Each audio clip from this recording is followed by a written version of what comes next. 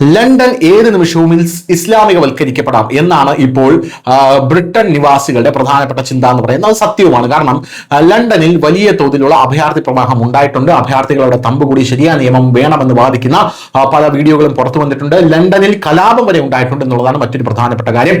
ലണ്ടനിലെ അവിടെ കുടിയേറിപ്പാർത്ത അഭയാർത്ഥികളും അവിടെയുള്ള പാകിസ്ഥാനികളും പിന്നെ ലണ്ടനിലെ വലതുപക്ഷ ക്രിസ്ത്യാനികളെല്ലാം കൂടെ ചേർന്ന് കലാപം ഉണ്ടാക്കി അത് അടിച്ചമർത്താൻ പോലീസ് വളരെ പാടുപെട്ടതൊക്കെയാണ്. ഇപ്പോഴിതാ വരുന്ന റിപ്പോർട്ട് അനുസരിച്ച് അമേരിക്കയിലെ ന്യൂയോർക്കിന് ശേഷം ലോകത്തിലെ ഏറ്റവും വലുതും സാമ്പത്തികമായി സമ്പന്നവുമായ നഗരങ്ങളിലൊന്നായ ബ്രിട്ടനിലെ ലണ്ടനിലെ മേയർ തിരഞ്ഞെടുപ്പും ചർച്ചാ വിഷയമാകുന്നു.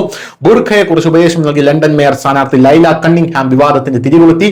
ലണ്ടനിൽ ബുർഖ ധരിക്കുന്ന സ്ത്രീകളെ പോലീസ് തടഞ്ഞു നിർത്തി അന്വേഷിക്കണമെന്ന റീഫോം യുകെയിൽ നിന്നുള്ള സ്ഥാനാർത്ഥി ലൈല പറഞ്ഞു. ലണ്ടൻ മേയർ തെരഞ്ഞെടുപ്പിൽ സ്ഥാനാർത്ഥിയാക്കപ്പെട്ട ലൈല ബുർഖ അനാവശ്യമാണെന്ന് അവകാശപ്പെട്ടു. ഒരു ലിബറൽ സമൂഹത്തിന്റെ മുഖം മറയ്ക്കേണ്ട ആവശ്യമില്ലെന്ന് അവർ പറഞ്ഞു.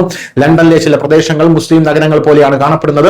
പോഡ്കാസ്റ്റിലെ സംഭാഷണത്തിനിടെ തുറന്നതും സ്വതന്ത്രവുമായിട്ടുള്ള ഒരു സമൂഹത്തിൽ മുഖം മറയ്ക്കേണ്ട ആവശ്യമില്ലെന്ന് ഞാൻ കരുതുന്നുണ്ടെന്ന് ലൈല പറഞ്ഞു. ആരെങ്കിലും മുഖം മറയ്ക്കുന്നുണ്ടെങ്കിൽ അവർ എന്തെങ്കിലും ക്രിമിനൽ കാരണത്താലാണ് അങ്ങനെ ചെയ്യുന്നതെന്ന് അനുമാനിക്കണം. മുഖം മറയ്ക്കുന്നത് ഞാൻ നിരോധിക്കാൻ ആഗ്രഹിക്കുന്നു.